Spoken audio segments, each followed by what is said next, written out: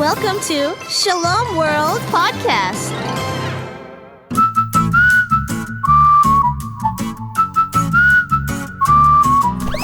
Come and play with Katie and Coco. That's the way. Get ready, let's go. Flying through the air with Coco, telling stories with Katie. You and I together, meeting my friends that help us every day. Katie and Coco, play and sing, pray and bring. You and I, we do our thing as Katie and Coco. Now can you tell me who? Now I can.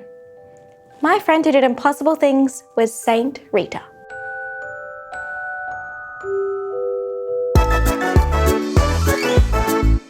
You! I was beginning to think it was an impossible thing, but can you tell me who her friend was? Ah! Or maybe I just did the impossible by telling you. All right, Katie. We're not up to the riddle yet. So what kind of impossible things did Saint Rita do? Let's see if you can spot them along the way while I tell you her story. This is gonna be fun. Rita's parents were quite old when she was born. Impossible! I mean, that's the first impossible that happened. Other people can't know me. I'm a child. You're good at this. Thank you. Continue. Yes, her parents were quite old. And Rita was their only child, so you can imagine how much they loved her. She was their little pearl, and she grew up loving God with all her heart. That's definitely not impossible. Definitely not, especially when God's own special love for her had been made very clear even when she was a tiny baby. Ow! On the day after her baptism, a swarm of white bees came to visit her, buzzing all about her and flying in and out of her little baby mouth. Katie, very funny. What really happened? I wasn't joking, Coco. The bees really did come. Oh, really? So how does that a swarm of bees attacking a little baby show that God loved Rita? That sounds like a terrible thing. But the bees didn't hurt her, Coco. They flew all about her, and neither little Rita nor her parents were worried. Rita wasn't hurt the tiniest bit, and her parents took it as a sign that their daughter was blessed by God and would be devoted to him. Sounds a bit impossible to me. Wait a second. Oh, yeah. Another impossible thing. Silly me! We got there in the end. Anyway, Rita's parents weren't mistaken in their belief that she would be devoted to God. Her wish as a young girl was to one day join the Augustinian nuns in the St. Mary Magdalene convent in her village. Except her parents had different plans. What? Are they coconuts? You say they believe she was going to devote her to God, but then when she wants to give her all up to God, they say no. Rita, we got a better idea. Feathers and leaves. What do they want her to do anyway? Rita lived in Italy during medieval times, and it was the custom that parents arranged for their children to be married. So, in obedience to her parents, a young man called Paolo Mancini became her husband. And not long after that, she became a young mother of twin boys. Wow! So first she doesn't even want to get married, but then she does. Then she has two boys at once? She certainly had a lot on her hands. That was only the beginning. Twin boys might have been hard to handle, but it was Paolo who worried her the most. He was quite a violent and hot-tempered man, and Rita was often hurt not only by his words, but also from his hands when he attacked her physically. What a bad man. Did anyone help her, Katie? Her parents? Her relatives? Her friends? The king or whoever made the rules back then? They all probably gave her as much support and comfort as they could if they knew about it, but none of them could give her the help she really needed to turn Paolo into a better man. Only God could help her with that, and Rita knew it. So she prayed for Paolo every day, and God gave her the strength to treat her husband with the love and respect he should have showed her. It took years, but gradually Paolo began to improve and was given the grace to be sorry for the way he had hurt her and treated her with more care. Phew! I guess that must have seemed like an impossible task at the beginning too. Lucky she knew to ask God for help. But Katie, why was Paolo so angry in the first place? He had a job as one of the watchmen in the town, which is basically like a police officer in our modern terms. And back then, there was a lot of fighting. Families were very proud in medieval Italy, and they would often fight against one another if they felt that they'd been insulted or hurt in some way by another family. And once one person fought against someone from another family and one of them was killed, the rest of the family members would all join in and want to seek revenge by killing the members of the other family. Katie, my head hurts just thinking about that. You're right, Paolo did have a lot to sort out. He did indeed. Paolo must have been under lots of pressure every day with all these people fighting and killing each other. And as much as Rita suffered from his anger when he came home with all that on his mind, she knew that he needed her support, which he luckily learned to be thankful for. It's just a good thing that Paolo only had to sort out other family problems. Imagine if his own family were involved in a fight. What would Rita have done then? Oh, well, funny you should say that, Coco. Turns out you don't have to imagine very hard, because that's what happened. Oh no! You mean his own family got into a fight? Yep. Even though Rita managed to convince him to make peace with one family he had a quarrel with, there was yet another family who started a fight with the Mancinis. So one day, on his way home from work, he was betrayed and killed.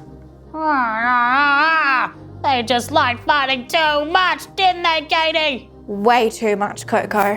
What did Rita do after her husband been killed then? Was she very sad? Yes, she was very sad. But she was mostly worried about her sons, who are now teenagers. How come? Think about it. Their father had just been killed. And what did people do when a family member had been killed? Oh no! Did her sons want revenge for their father? Yes. Even though Rita had forgiven the man who had killed her husband, Paolo's brother was not so forgiving. And he wouldn't stop encouraging Rita's sons to avenge their father's death by killing the man who had killed their father. Rita tried and tried to talk sense into her sons, but once again, she found herself in a situation only God could mend. So she prayed and prayed, for if the two boys could not come to forgiveness, then God would at least save them from committing the terrible sin of murder by taking their young lives before they could do so. Poor Rita! She must have been very desperate to have to pray for the death of her own sons! Did God answer her prayer? Yes. Once again, he worked the impossible through her, and her two sons soon died from an illness. Of course, Rita was very sad that she had lost her only children, but she could at least be comforted that they had not murdered anyone. I guess there's a bright side to even the saddest things when we trust God, isn't there, Katie? But what did Rita do now that her whole family had been taken from her? She must have felt so lost. It must have been one of the hardest times of her life, and that's saying something with all the struggles she had already been through. But it was also a chance to begin a new life, or rather, the life of her dreams that she had been denied. After all, God was her only family she had left now. So it felt right that she should seek a home in his own house. Did she finally enter the convent? She tried to, but once again there was something stopping her. What was it this time? Some of the sisters in the convent belonged to the family who had killed Rita's husband. And even though Rita had already forgiven the man responsible for Paolo's death, the superiors didn't want to cause any possible trouble by allowing her to join. Feathers and leaves! Rita must have been getting so sick of people telling her she couldn't do things. How did she get out of this one? Please, I have no quarrel with Paolo's enemies, nor their family. There must be some way I can be allowed to join. I'm sorry, my daughter.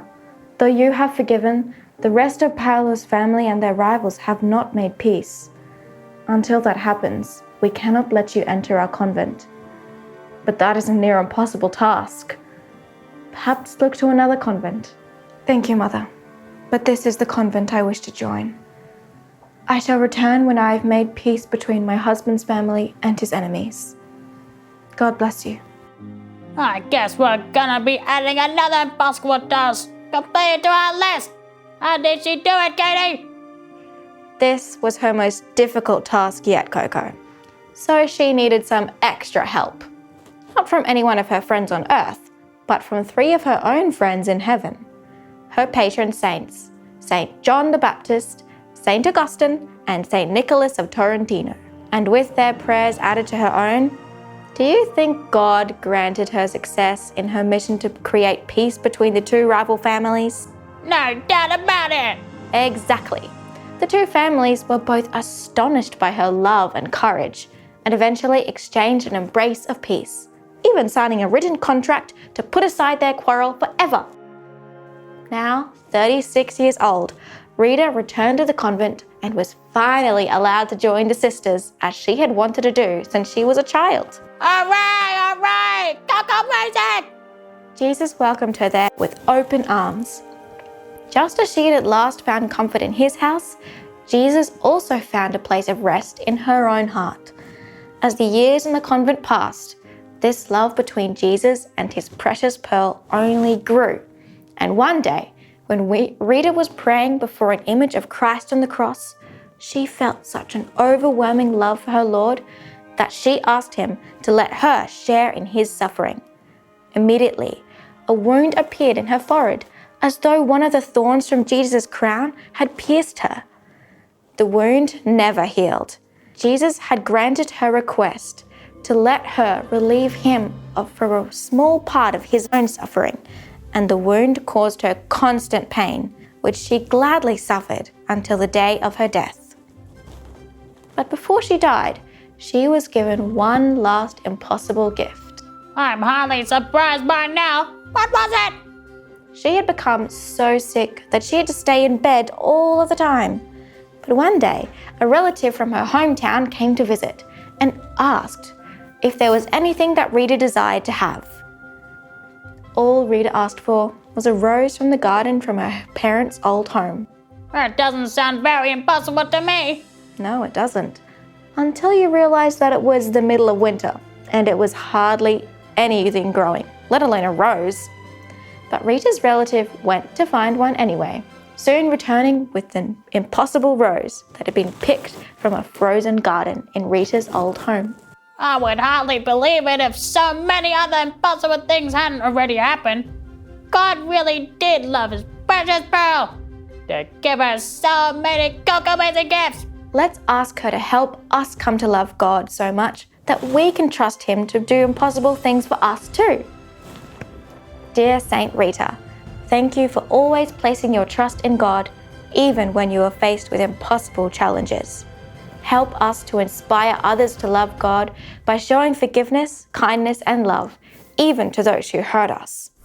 Believe it or not, I believe Saint Rita did some pretty unbelievable things with God's unbelievable help. Believe me. Believe me, I would if I could make any sense out of the words that just came out of your mouth. Pretty unbelievable, I know. Not really, to be honest with you. You know what? I don't believe you. You know what? I've got a riddle for you. Oh, here we go. 4 friends were standing under one umbrella. Yeah. 2 were holding dogs. Okay. 2 were holding cats. Okay. How did they all keep from getting wet? They wanted to walk inside a really dry place. Or they got a little dry machine and they dried themselves off. But if they drying themselves off, that means they have to get wet in the first place. But these friends didn't get wet at all. And they were all squished under one little tiny umbrella and not one of them got wet.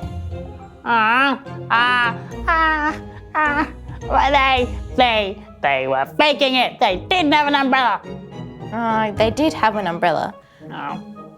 but even though there were so many of them, they still didn't get wet. How didn't they get wet? Can you think of the answer, kids? They had a really big umbrella. No, it was just a normal-sized umbrella. Didn't get wet.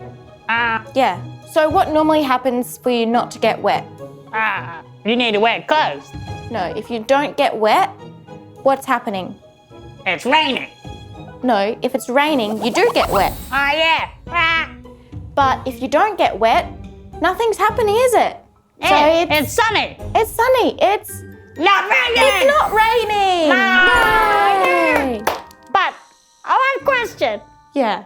Why would they all be standing under an umbrella if it wasn't raining? Are they coconuts? That'd be really squishy. Riddle me that one, Katie.